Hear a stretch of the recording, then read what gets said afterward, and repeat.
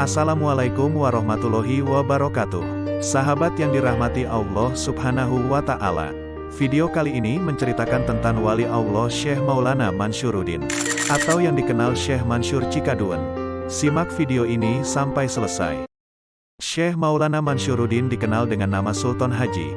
Beliau adalah putra Sultan Agung Abdul Fattah Tirtayasa, Raja Banten ke-6. Sultan Agung Abdul Fattah berhenti dari Kesultanan Banten, dan pemerintahan diserahkan kepada putranya yaitu Sultan Maulana Mansyuruddin, dan Belayu diangkat menjadi Sultan ke-7 Banten. Kira-kira selama 2 tahun menjabat menjadi Sultan Banten, kemudian berangkat ke Baghdad, Irak untuk mendirikan negara Banten di tanah Irak, sehingga kesultanan untuk sementara diserahkan kepada putranya Pangeran Adipati Ishak atau Sultan Abdul Fadli. Pada saat berangkat ke Baghdad, Irak, Sultan Maulana Mansyuruddin diberi wasiat oleh ayahnya, apabila engkau mau berangkat mendirikan negara di Baghdad, janganlah memakai seragam kerajaan, nanti engkau akan mendapat malu.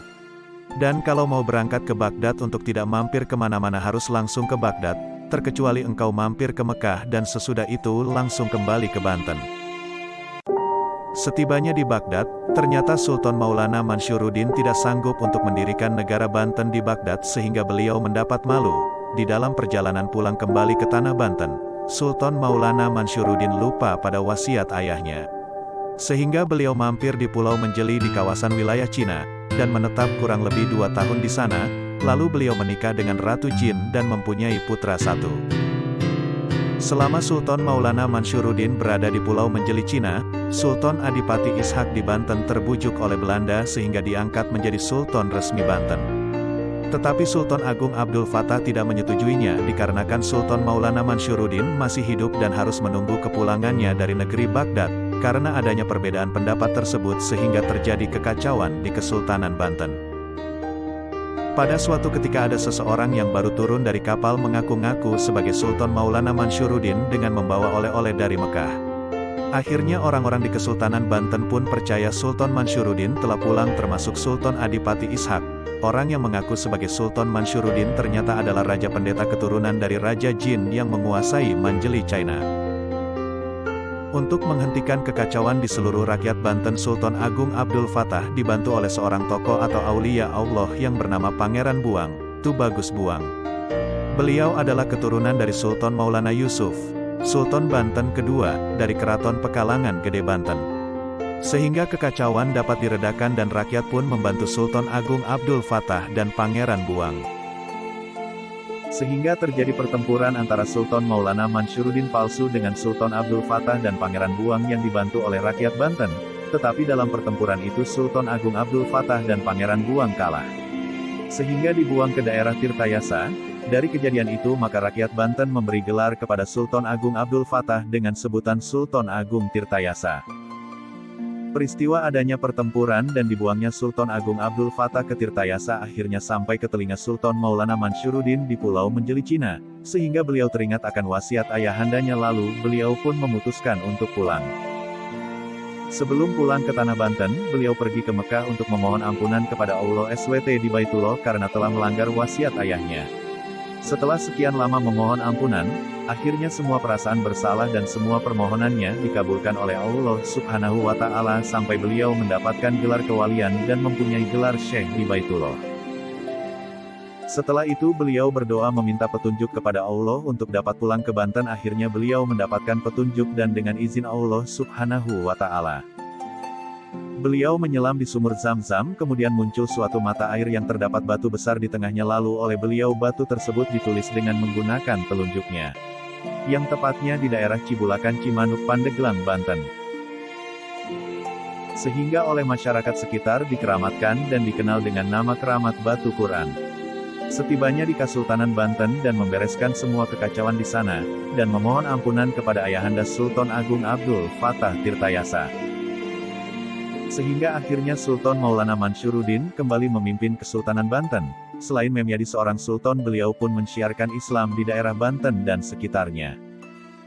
Dalam perjalanan menyiarkan Islam beliau sampai ke daerah Cikoromoy lalu menikah dengan Nyai Sarinten, Nyi Mas Ratu Sarinten. Dalam pernikahannya tersebut beliau mempunyai putra yang bernama Muhammad Sholih yang memiliki julukan Kiai Abu Sholih. Setelah sekian lama tinggal di daerah Cikoromoy, terjadi suatu peristiwa di mana Nyi Mas Ratu Sarinten meninggal terbentur batu kali pada saat mandi. Beliau terpeleset menginjak rambutnya sendiri. Konon Nyi Mas Ratu Sarinten mempunyai rambut yang panjangnya melebihi tinggi tubuhnya. Akibat peristiwa tersebut, maka Syekh Mansur melarang semua keturunannya, yaitu para wanita, untuk mempunyai rambut yang panjangnya seperti Nyi Mas Ratu Sarinten. Nyi Mas Ratu Sarinten kemudian dimakamkan di Pasarean Cikarayu, Cimanuk. Sepeninggal Nyi Mas Ratu Sarinten, lalu Syekh Maulana Mansur pindah ke daerah Cikaduen, Pandeglang, dengan membawa khodam Ki Jemah. Lalu beliau menikah kembali dengan Nyai Mas Ratu Jamilah yang berasal dari Caringin, Labuan. Pada suatu hari Syekh Maulana Mansur menyebarkan syariah agama Islam di daerah selatan ke pesisir laut.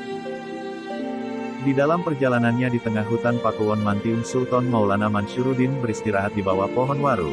Sambil bersandar bersama khodamnya Ki Jemah, tiba-tiba pohon tersebut menjongkok seperti seorang manusia yang menghormati. Maka sampai saat ini pohon waru itu tidak ada yang lurus. Ketika Syekh sedang beristirahat di bawah pohon waru, beliau mendengar suara harimau yang berada di pinggir laut. Ketika Syekh menghampiri, ternyata kaki harimau tersebut terjepit kima. Setelah itu harimau melihat Syekh Maulana Mansur yang berada di depannya. Melihat ada manusia di depannya, harimau tersebut pasrah bahwa ajalnya telah dekat. Dalam perasaan putus asa, harimau itu mengaum kepada Syekh Maulana Mansur, maka atas izin Allah SWT tiba-tiba Syekh Maulana Mansur dapat mengerti bahasa binatang, karena beliau adalah seorang manusia pilihan Allah dan seorang aulia dan waliullah. Maka atas izin Allah pulalah, dan melalui karomahnya beliau, kima yang menjepit kaki harimau dapat dilepaskan. Setelah itu harimau tersebut dibayat oleh beliau, lalu beliau pun berbicara, "Saya sudah menolong kamu. Saya minta kamu dan anak buah kamu berjanji untuk tidak mengganggu anak, cucu, dan semua keturunan saya." Kemudian harimau itu menyanggupi dan akhirnya diberikan kalung surat Yasin di lehernya dan diberi nama Si Pincang atau Raden Langlang Buana. Ternyata harimau itu adalah seorang raja ratu siluman harimau dari semua Pakuwon yang 6. Pakuwon yang lainnya adalah 1. Ujung Kulon yang dipimpin oleh Ki Mahadewa. 2. Gunung Inten yang dipimpin oleh Ki Bima Laksana. 3. Pakuwon Lumajang yang dipimpin oleh Raden Singa Baruang. 4. Gunung Pangajaran yang dipimpin oleh Ki Bolekbek Jaya. 5. Manjau yang dipimpin oleh Raden Putri. 6. Mantiung yang dipimpin oleh Raden Langlang Buana atau Ki Buyut Kalam atau Si Pincang. Setelah sekian lama menyiarkan Islam ke berbagai daerah di Banten dan sekitarnya, lalu Syekh Maulana Mansyuruddin dan hadamnya Ki Jemah pulang ke Cikaduen. Akhirnya Syekh Maulana Mansyuruddin meninggal dunia pada tahun 1672 dan dimakamkan di Cikaduen, Pandeglang, Banten. Hingga kini makam beliau sering diziarahi oleh masyarakat dan dikeramatkan. Itulah kisah tentang wali Allah Syekh Maulana Mansyuruddin atau Syekh Mansur Cikaduen. Semoga kisah ini menginspirasi kita dan memotivasi kita semua. Semoga kita semua mendapat keberkahannya, amin. Jangan lupa subscribe, like, share, dan komen.